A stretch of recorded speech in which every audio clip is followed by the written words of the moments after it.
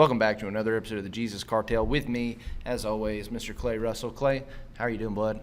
Man, I am doing outstanding. It's a great day in the house of the Lord, and a great day to be together. And, man, it's just, we're actually filming this on a Friday this time. So got a little extra energy because it's Friday, and get to see my oldest daughter, Annalise, for the weekend. So I'm excited about that. And my brother Jeff's preaching Sunday. And then right afterwards, we're leaving on a little mini vacation. During October. Okay. The church gave me a pastor appreciation gift that included a 2 days at a bed and breakfast in Natchez. And so instead of just us going, we're asked Jeff and Jen to go with us too. And they had gave us these rooms that were kind of high, so we found a little cheaper room and put some money with it. And Jeff and Jen are going to go with us, and we're going to have a good time. So he'll be preaching Sunday, and we'll leave after that and go, and we may even play a round of golf at that garden in Natchez. So, are you allowed to play golf there? You know, I don't know why I couldn't. Is it a course? Yeah, there's a course. Okay. Something Gardens. Oh, okay. I don't know. You ever played in Natchez? You said a garden. You ever played in Natchez? Natchez. It's that place. Yes, but not the place that you're talking about. Yeah, so there's it may be Beaupre. So that is the rich place past Natchez. Never been there. Yeah, that's Beaupre. Yeah. Oh, we're not playing that's not there. where you're going. No. Yeah, we're going to the one right, Duncan Park. That's it. Not Gardens, Duncan Park. That's where we're going. Yes, I've played Duncan Park several times. Yeah? Yeah. I played once. I played well. Yeah, I had a really... Duncan Park is hard. So I won't talk about golf very long, but there's a lot of dogleg lefts at Duncan Park, which is the opposite of where my ball goes. A lot harder than right. And so, but we got some good memories out there. My buddy Jacob Roark. Me and him used to play out there every now and then, and so that's good stuff. I think we'll do that Monday or Tuesday, and other than that, we're just going to eat and relax. And I finished my 4th book of the year, reading, not writing. Earlier this week, I started another book that I probably will read other books along the way. I think it's a book you've probably read before. Is it called the 7 Healthy Habits of 7 Habits of Highly Effective Leaders? That's it. And so I think I've read that book before, but I for sure have had that book for a long time. But I'm reading it again. If I'm not mistaken, you read that book one time at the behest of Hayes Womack. Okay. Yeah. I remember that was a book when I first met Hayes that he really encouraged me to read because it had a big impact on him. And I believe around the same time he was having that conversation with you. I definitely overheard it.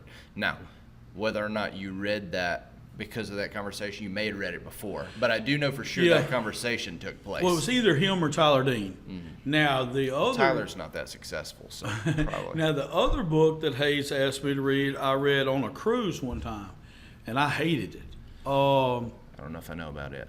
I can't remember. I seem to remember you mentioning that you didn't like it. It was terrible, but I don't remember what it was. But I read the whole thing because I told him I would. You always do. Yeah. And I told him I would, and was able to find some good points in it and everything, and talk to him about those. And when I came back to him and I said, "Hey, I finished the book," he's like, "How'd you like it?" I said, "I didn't." And he said, "Well, I kind of felt like that too, that you wouldn't as a whole." But did you learn some things from it? And I said, yes. And I gave him those things, and he agreed, you know. So we had a good conversation. So it's not, that every book that I read, I really enjoy, but at the same time, I can learn some stuff to it. I started a book this week that I finished this week. Says it's like God won't let you down. I think it's Max Lucado. I brought it today. I'm going to give it to somebody. But it was a book on Jacob.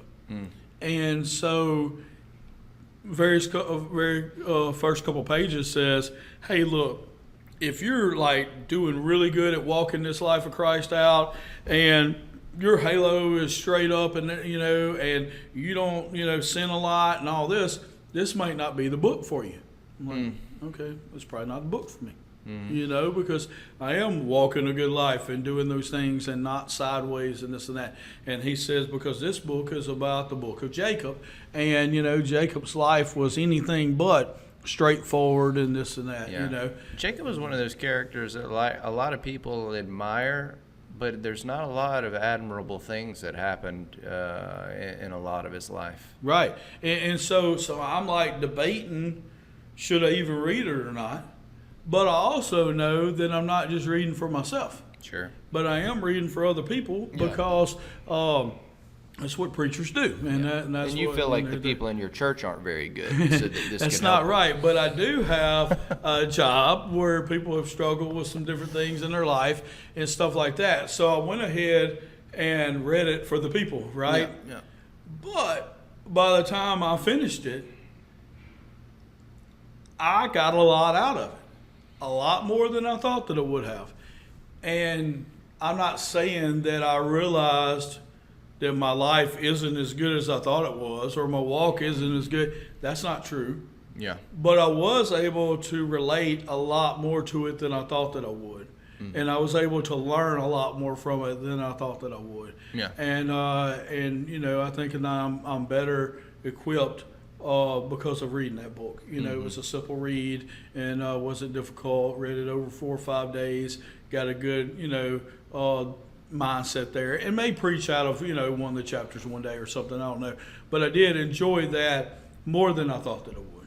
Yeah. Yeah. Well, that's awesome. Yeah. So I've read 4 books this year so far and started a 5th one. Which, What was the you know, goal? the goal was 1 chapter a day, 5 days a week. Okay. So at this So point, you're probably ahead of pace. yeah, at this point I should probably have 3 and a half, 4. Yeah. So that should be like 1.5 books a 1.5 books a month. Okay. But now that new book that I'm reading, the 7 Healthy Habits, it's those chapters are long, you know. So I might have to read one of those in 2 days. You know, we'll see. But So you're gonna compromise on your goal. well, I don't know. I hadn't yet, but I'm setting myself up for it in case I need to.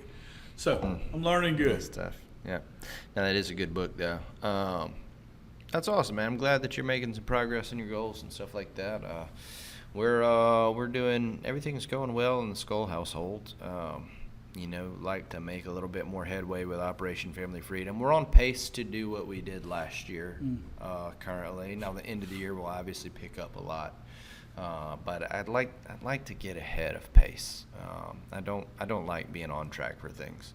I like to be ahead, and so that's it's not bothering me. It's just you know, I'm always looking at how we can be more effective, and I just feel like I need to alter a few things to be more effective, get more ahead, and so looking So at if that. somebody just decided to give you an extra 10 grand right now, that would put you ahead of pace. That's correct.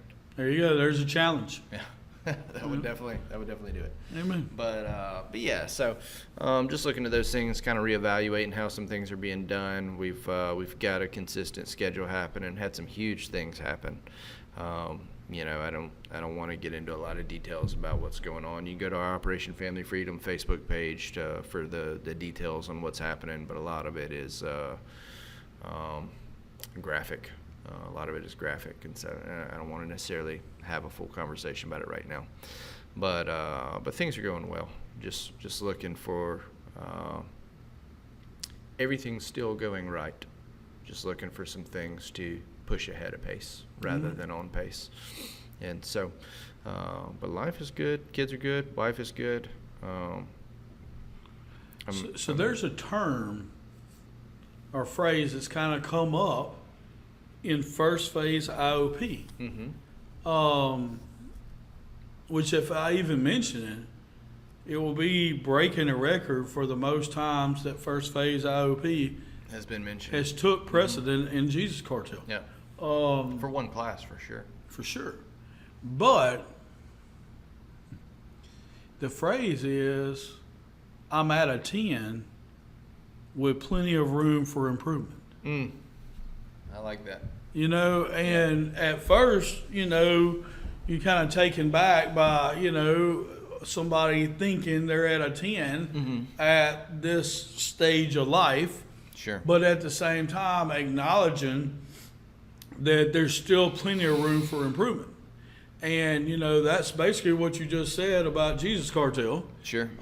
You know, I'm going to be honest with you. I was trying to skip this part because I wasn't trying to do another episode acknowledging First Phase IOP. But when I was reading the book of Jacob, or reading this book about Jacob and everything, you know, like I said, I got a lot more out of it. It wasn't because I necessarily could relate to him as, you know, it wasn't like I thought my life was bad, but it is because my life is outstanding and it's great. But through reading that book and through just God speaking to me during that time, there is still a lot of room for improvement.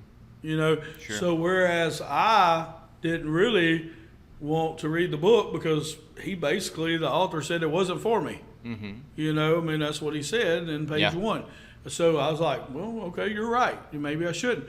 But because I did go ahead and read the book, then I did find out that, hey, I may be at a 10, but I still got a lot of improvement there that's available too.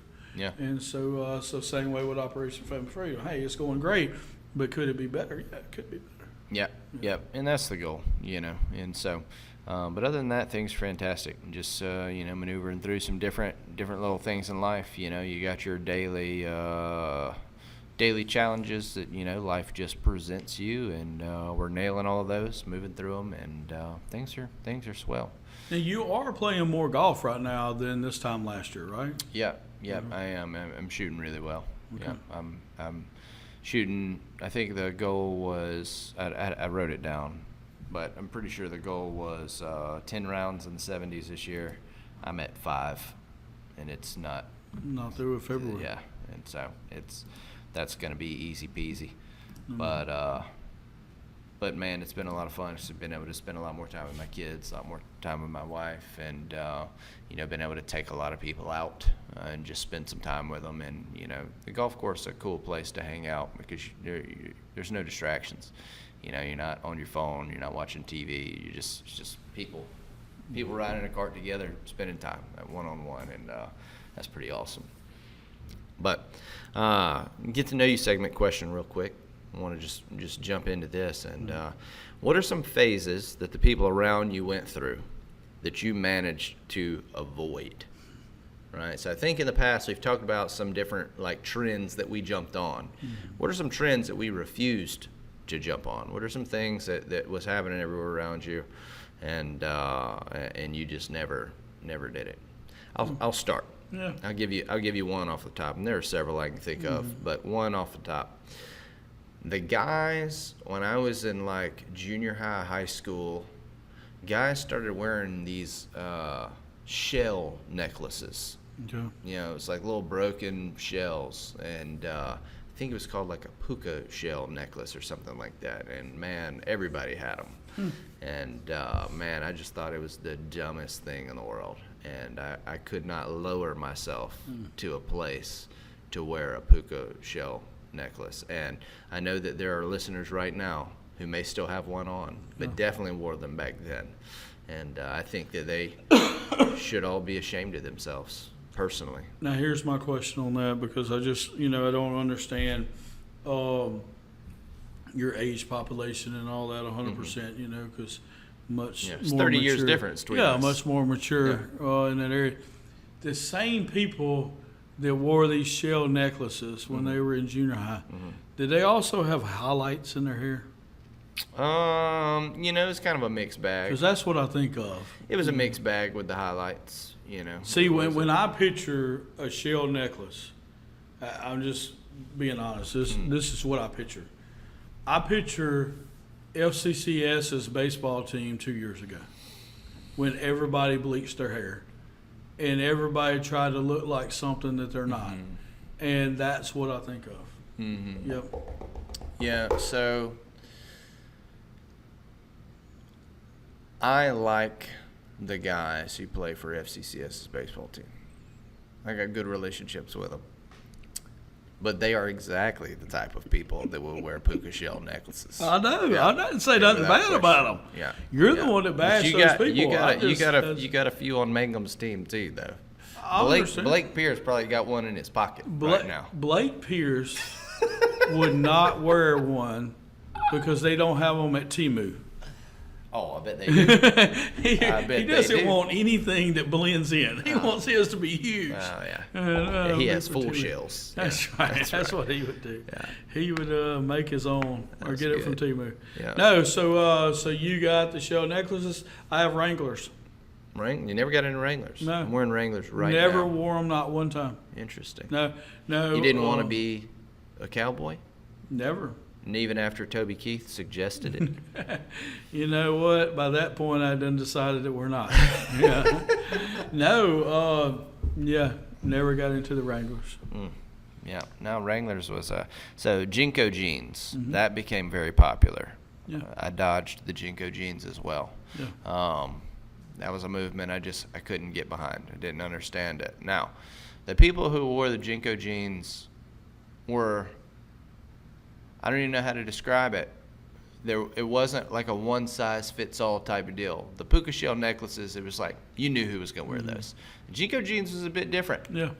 It was kind of a mixed bag, and so it's like I don't want to cast like a full judgment on everybody who did it. But it was unusual. So Especially the ones that were so big. I mean, Yeah. I don't even know how to describe it. It was like a small hula hoop at the bottom of your jean leg. So I dressed the opposite of that, but She wears 5-inch inseam shorts. right, that would have been me. But I did dabble a little bit because of one particular friend that you know real well. I already know who it is. That know that exactly who it he is. was into those things, Yeah. and Still has some. and because of that, then I wanted to be able to relate a little bit, and so I was able to do it, and so that's what I was thinking about with the Wranglers and stuff. I had a lot of people and friends and all that would wear that, but I never gave into that, and I'm glad I didn't. Yeah. Yeah, I'm glad I didn't. So you got two right now. I have one. Comic books. Never got into comic books. Interesting. That's Yep. crazy, too, because that was before television. So I collected baseball cards and basketball cards and stuff, but never comic books. Interesting. Yeah. Interesting. Yeah. No, that's pretty good. That's pretty good. I could rattle off 10 more of those easy, but I got another one that goes Go for it. along with comic books. Like all the Marvel movies. Yeah. Not saying I hadn't ever seen any, but never on purpose. Yeah, I'm there with that. I've seen a couple of them, and the ones that I saw are pretty good. But there's a million of them, and I'm just not that interested to go through and watch all of them. And there for the couple I've seen that I like, there's also been a couple that I was like, this was a waste of time. And so, there's probably some people out there ready to crucify us over that. No, I have a lot of friends that are really into that kind of stuff, and it just wasn't me. I don't really see anything wrong with it at all. It just wasn't me. I like things just to be a little bit more realistic. It doesn't have to be 100%. But I don't want to watch a movie about an 0-16 team beating a team that was 16-0. I don't want to see that, and I don't want to see something that could never happen. I don't mind. I guess the biggest deal is I don't have a huge imagination. I just don't. I never have, and so I relate more to what I can see and what I can know to be at least partially true. So I try to stay in those lanes. Yep. I know that when I watch NCIS on TV that didn't happen, but it's a lot more realistic than X-Men. That's good. That's good. Yeah. Just to level out, I'll add in. I've never been trendy when it comes to shoes.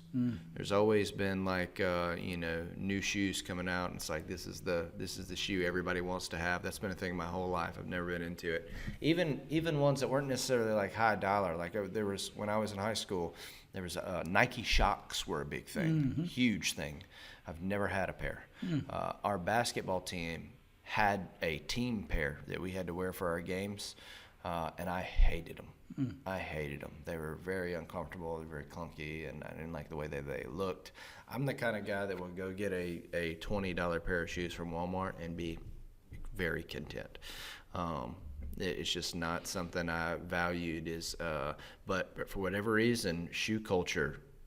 At every school I've ever been to, I went to a private Catholic school and I went to a very large public school, and it was the same both places. The shoes, like, people fit in because of their shoes. Yeah. Like, that was a literal thing. If you Well, had and a good lot of enough these- shoes, you could have been a complete loser in every Right. other facet of life. But if you got nice shoes, dude, you're in. Well, a lot of these schools do.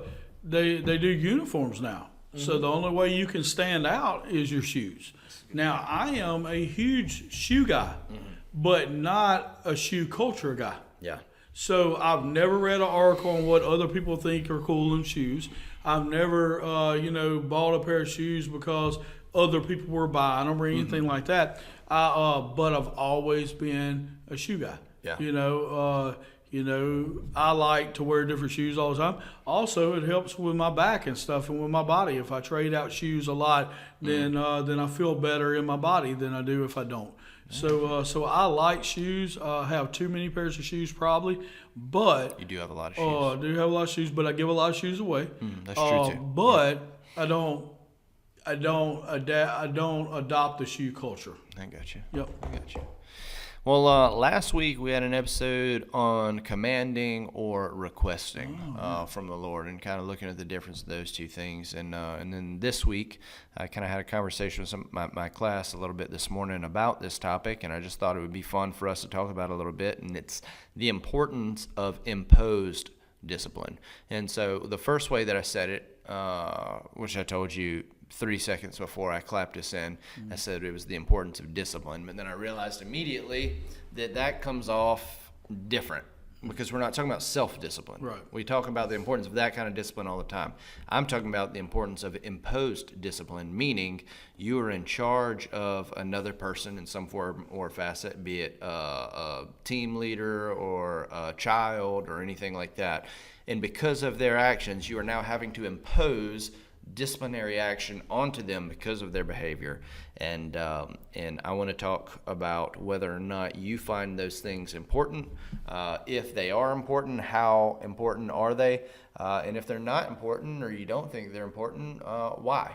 And also kind of how that has shaped our culture as a whole. What are your opening thoughts on that? Yeah, so my opening thought is that I do think that there is a time and a place for discipline of those that you are in charge of. Mm-hmm. And I also think that the fear of potentially being disciplined is something that's appropriate to be part of that those same opportunities. Yeah. A lot of people disagree with that. Man, you can't walk around. You don't want people walking around on eggshells. You don't want people, walking around scared of discipline, from you as a pastor or leader or boss or a daddy or whatever. Man, to me, that's all garbage. There's been times in my life where I really felt strong to do the wrong thing. I felt pulled to do the wrong thing, but the fear of discipline got me out of that mindset. Yeah. People think about cravings in the sense of craving alcohol and drugs, but it's just a thing in your mind where you all of a sudden crave to do something that's not the best thing for you. And those cravings really only last a small amount of time. And so what we have to do is replace those thoughts with something else. Well, sometimes you can replace it with, no, that's just not the best thing to do. But other times you need to have a little bit of a fear of discipline, knowing what the negative consequences are if you do those things. I agree. And not just while we're, children and growing up, with the mother, father, and kids, but in life, and I'm a very good boss that's very easy to get along with. But if you asked my staff, do you think that Clay would discipline you if you did this? They're all going to say yes. Mm-hmm. And they've seen it, Sure. And so my initial thoughts is there is a time and a place for discipline, even as an adult, for sure as a child and even as an adult. And but I also think that the fear of being disciplined is something that should be there continuously. Not at such a high level where you can't perform, but you do need to know that there are consequences for your actions. Good and bad. That's my opening thought. Yeah, no, I agree with that. I think that that's an excellent point, and it's definitely something I would be happy to co-sign. We have created a culture where people are so afraid to hurt anyone's feelings or be the cause of anyone being sad, and that's just ridiculous. It is what has fed into our participation trophy culture, because ultimately not receiving a trophy is now seen as cruel. It's like, wow, they played. They should receive a trophy, and to not give them one, that's going to make them sad, and sad is bad. And I couldn't disagree more with that. I think that sadness at times in certain situations, when applied appropriately, is a great thing. It's a fantastic motivator to work harder. If you want a trophy, you didn't win this year, this should encourage you to put in more work in the off season between now and next season, and possibly you could win a trophy next season. But if everybody's going to get a trophy no matter what, it just devalues the whole system. And so it's the reason that socialism doesn't work on its face. It's because if everybody gets paid the exact same amount to do the jobs, well, who's going to do the hard ones? Right. Not me. Yeah, I'm not going to do them, and so it just doesn't make sense. It just kind of falls flat on its face. It defies all logic, and imposed discipline is a good thing, again, when used appropriately. There are obviously inappropriate ways to impose discipline. We are not suggesting those. I'm not even going to get into details about how you shouldn't do it. They're very, very obvious, but Scripture tells us that the law is our guardian until Christ. Why? Because the guardianship is replaced. You're no longer guarded by the law, but you're now guarded by the Spirit of God that dwells on the inside of you. Until a person is adequately familiar with God's identity and their identity through God, there needs to be some sort of disciplinary potential in place to keep them in check until a time when they understand how to be fully led by the Spirit. At that point, you can probably pretty much, for the most part, do without disciplinary action. The only time you would have to walk into disciplinary action with a person like that is because they just kind of drifted away from their relationship with the Lord for a minute and kind of got sidetracked, but they're very easy to redirect. It usually doesn't take much. A conversation will normally do it. But for people who don't really understand who the Lord is, and therefore can't understand who they are, this imposed discipline, or the threat of imposed discipline, is an excellent guardian. What keeps so many people from doing the thing? Like, there's so many people out, like right now, who feel all kinds of ways about privilege and different things like that, and they feel like it is unjust that this people has this and that this people doesn't have this. Well, what stops them from potentially just going out and killing all of those people? Right. Well, the threat of imposed discipline is what stops them from doing that, right? So to say it's not a good thing it doesn't even make any sense. It makes no logical sense at all. What keeps a country overseas from attacking and assaulting the United States? Because there's so many countries that hate our country. What keeps them from doing that? A threat of imposed discipline, a threat of response. And so it's a natural byproduct of life. And what I fear is what we've seen swing in our culture. Do you have any thoughts? About that? About how kind of like our culture has shifted in that way? Yeah, for sure. It's like anytime you even insinuate that there should be negative consequences, there's going to be people rise up and say that you're a hater. Mm-hmm. And we see that more and more. We see people in our culture want to free all the people in the jails that did this type of crime and lower. Even though our laws say that you do this crime, you get this time. And they've been found guilty and they're doing the time, but now all of a sudden we want to just let them out, because we got a new guy that thinks something different. Well, our laws are still our laws, and so we've seen that happen. One of the places, and this is kind of answering your questions, but one of the places that I wish that we had more, imposed discipline is in our sports and our young people. You talked about, participation trophies and stuff. I wish that we had coaches and stuff that would have the same rules for everybody. Oh, sure. So that if the number one person on the team didn't show up to practice on time, that he would really get benched, just like the worst person would have. Yeah. I think that everybody would be better because of that. I agree. The people at the bottom would be better, and the people at the top would be better. Well, in the same way in our culture, if discipline was really something that happened, then you would see a lot less things get done wrong because of that being there. Yeah. But because of not, I'll give you an example here.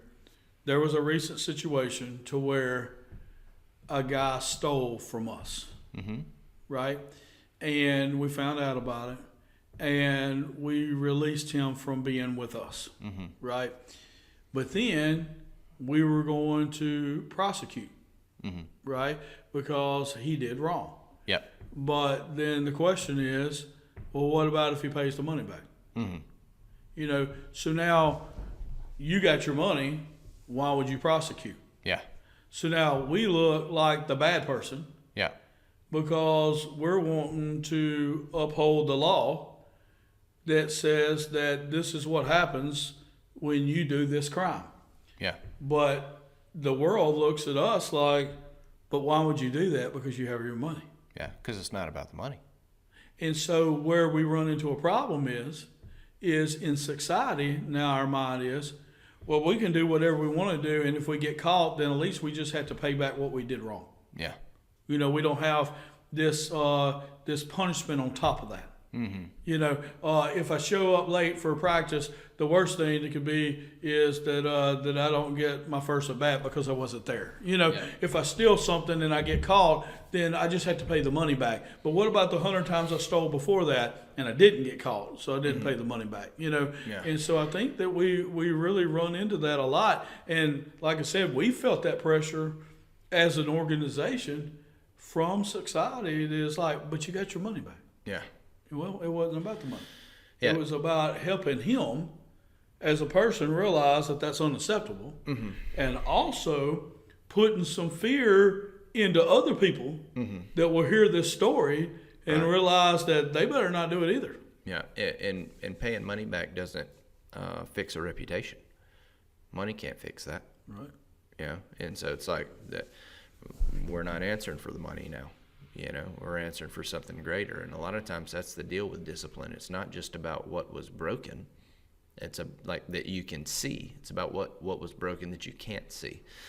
We had a situation with one of my children recently, and they were dishonest about something, had an opportunity to come clean, did not come clean. And so there was severe imposed discipline. There was a lot of things that were taken away. There was a lot lost, a lot of opportunity, a lot of what would have been very enjoyable, and it had to be taken away. And what we explained to her was that when you have no integrity, when you lie, these are the effects that it has. It's not just on the face of what you did. We're not just losing that, we're also losing these things down the line because that's what it costs you. Yeah. It doesn't just cost you what's up front, it costs you something later.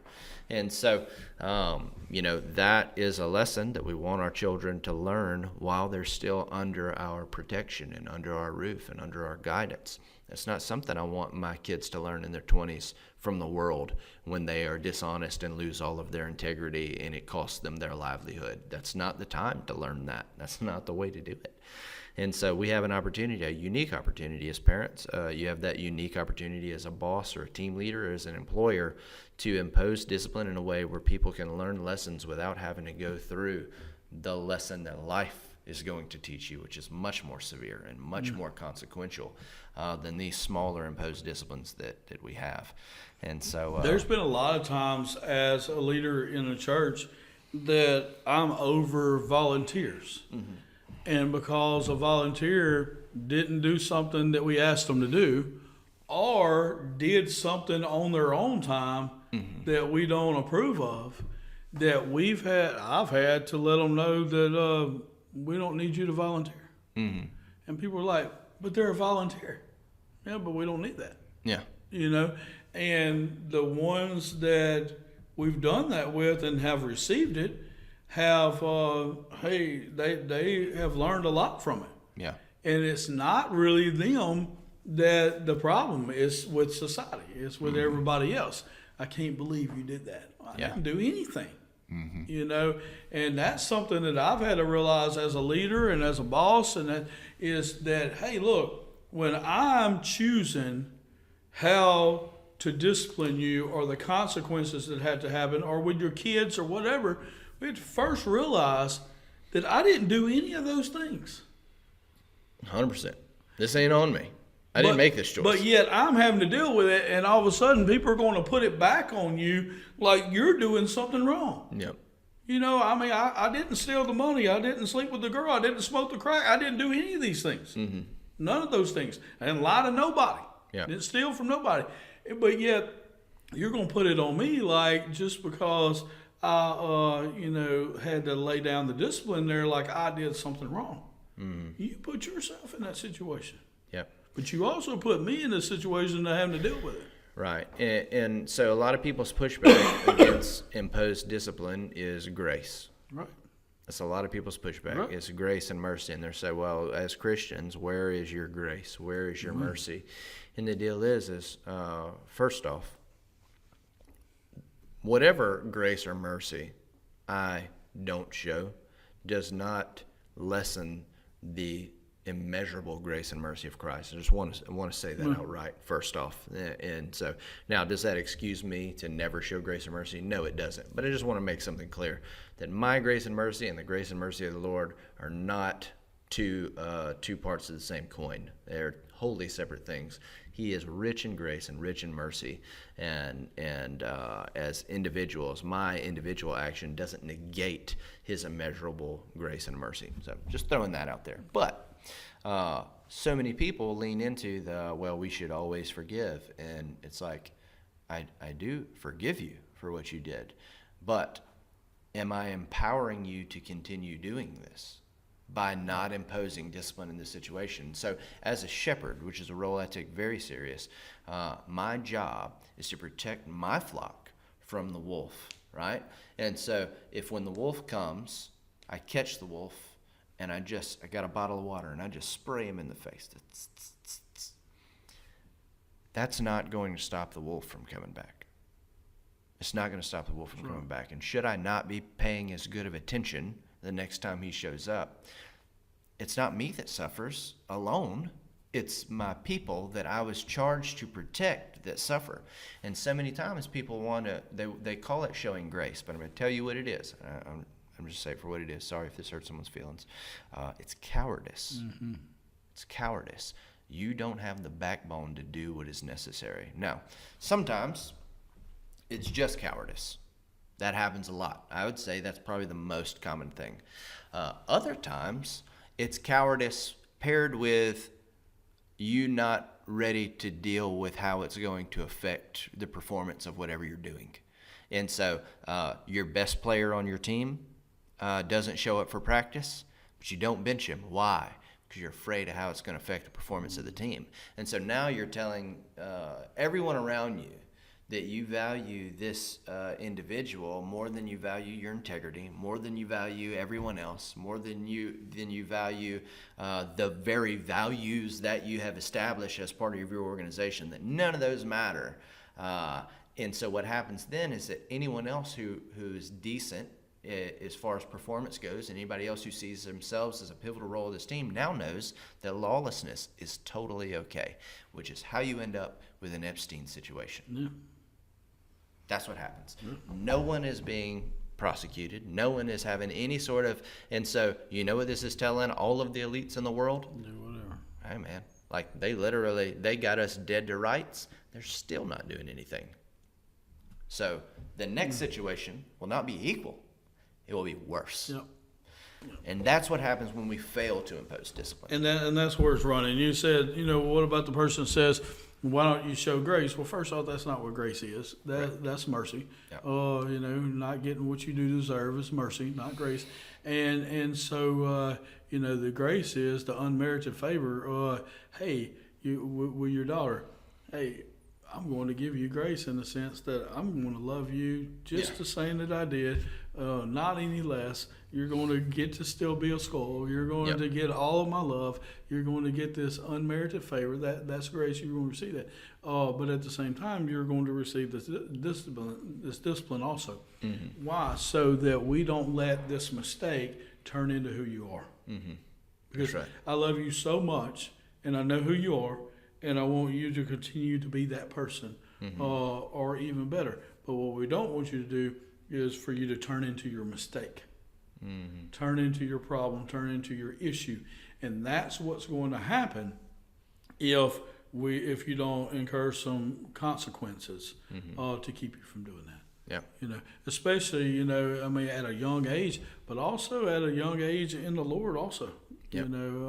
But even like with me, I made a comment the other day. I was like, well, if I can keep my job X amount of more years, and, the guy's like, why wouldn't you be able to keep your job?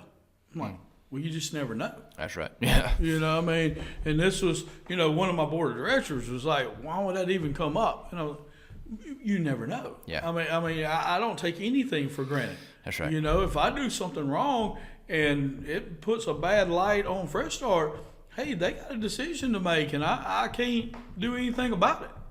And I'm like, I could say, well, I make 1,000 decisions for Fresh Start a day. Y'all don't make any, and then you're fixing to hold me accountable? Yeah, because we put you in this position. That's right. And you accepted it. Mm-hmm. And because you're in this position and you accepted it, then you're here for all the good, but you're also here for all the bad. When things go great, hey, you're probably lifted up more than you need to be. When things go bad, you're the man. Yeah, it's on you. It's on you, dog. And so I think that those things are good. Yeah.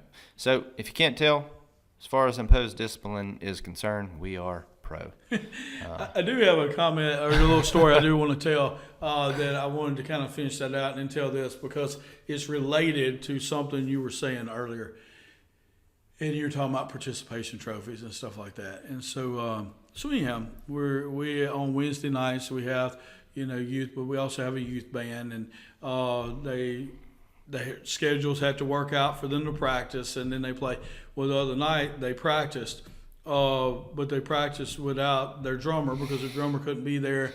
And then all of a sudden, so Wednesday night they're kind of running through the songs, and these two guys that are baseball players, they're great guys that they're kind of playing on the drum box while practice is going on.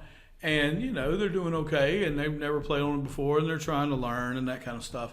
And so the leader's kind of letting them do it and everything. Well, they get through with the practice, and they're, fighting over who's going to play drum box. Mm-hmm. And neither one of them's good enough. Yeah. But yet they're fighting over it, and, one of them ended up winning in his mind because he's sitting on the drum box. Yeah. And he's going to refuse to get up and go eat. And stuff so that he can guarantee his spot on the drum box. I respect that. Yeah, and this kid, and so anyhow, he feels like he's won. And these are two of the best baseball players on the team.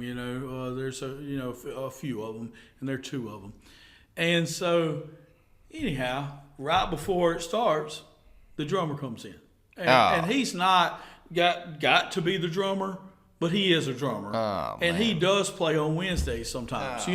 And so when he comes in, he's asked, "Hey, are you gonna play drums?" And he's like, "No, man, I wasn't here for practice and stuff, and I don't deserve to play. It's whoever played, it'll be fine. And so anyhow, he's like, okay. And then a couple minutes later, Cooper goes, "So you really not gonna play?" And he was like, "Well, I'm sure it's gonna go fine. So he's, matter of fact, for sure, the best drummer in the building. Yeah.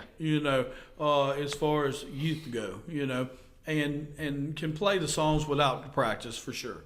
But he's humble enough to where he's like, I wasn't here for practice. There was a practice last night and a practice right now, and I missed both of them. Yep. And so I'll just sit over here." And Cooper's like, "No, you need to play, because those guys aren't drummers. They were just filling in, And so he goes, "Okay." And so Cooper makes the stand that, "Hey, Chase can play drums. Y'all go sit down." And so the two baseball players go and they sit on the pews, right, that resemble a bench. That's embarrassing. Yeah. So they go sit on the, and So anyhow, in a little while, I didn't see all that happen. I just see that Chase is there and he's on the drum box and everything, and I knew that he wasn't going to play at first and stuff. And so I go to the lead alpha of the group, and right when they were fixing to start, I go, "What's up, loser?" I said, "You ever sit the bench before?" I bet he loved that. And he goes, "No, sir," like that, and kind of smile. I said, "You ever told you wasn't good enough?" "No, sir." Yeah. And Well, you're not. And I said, "Then you need to get better." Yeah. And I walked off. Yeah. He's never played any kind of music before. This guy's the captain of the football team, captain of the baseball team, and everything. But this is the first time he's ever been told that he wasn't good enough. Yeah. And guess what? It was good for him. Yeah. It was good for him. He'd probably be a dog at the drum. Oh my box. goodness, he probably done made his parents buy him one and all this, because the guy's got incredible hand-eye coordination, and all that. He would probably be the best drummer to ever walk if he decided he wanted to be a drummer. All he would have to do is make that decision. Yeah. But as of last Wednesday, he wasn't. Trash. But guess what? More people need to hear that. More people need to hear that. I saw a video clip on Twitter or X or whatever yesterday, and it was this 8-year-old kid that's playing travel ball baseball, and he's got more gear from head to down than you've ever even knew was imagined. He has got, everything that you could imagine he's got. Now, that doesn't mean he can swing a bat. It's probably terrible. But he's got the gear. Yeah. And I'm like, can't we grow into that? Can we hold something back that you only get if you achieve this level? Yeah. It's like, come on, man. So I went golfing with my 6-year-old recently, and this is her second time to play. And every time she hits it, she pulls it straight left, like almost behind her. It's really incredible. I don't know how she does it. Yet to been able to correct it, but we're sitting there, and she's like, she's the one that always asks questions instead of just saying what's on her mind. She's like, "Hey, why do you have more golf clubs than I do?" So because you're not good enough to have more golf clubs yet. Yeah, and hey, is that a glove that guy's wearing? I was like, "Yeah, it's a glove." She goes, "You think they make those in kid sizes?" I was like, "Baby, you don't need a golf glove. You don't need one. I said, will you learn how to hit the ball straight? I will buy you a golf glove." Go. Now, all of a sudden, we got a goal. Yep. All of a sudden, we realize that there's something that we need to do. Yep. All of a sudden, we realize that if we don't, not only can we achieve this if we do good, but if we don't do good, then we might not get anything. Yeah. There's going to be some consequences. Man, I love it. Yeah. Motivation is awesome, but there has to be some discipline. There has to be imposed discipline. There has to be negative consequences before motivation will even work. You have to be able to have those things. Yeah. All right. Love y'all.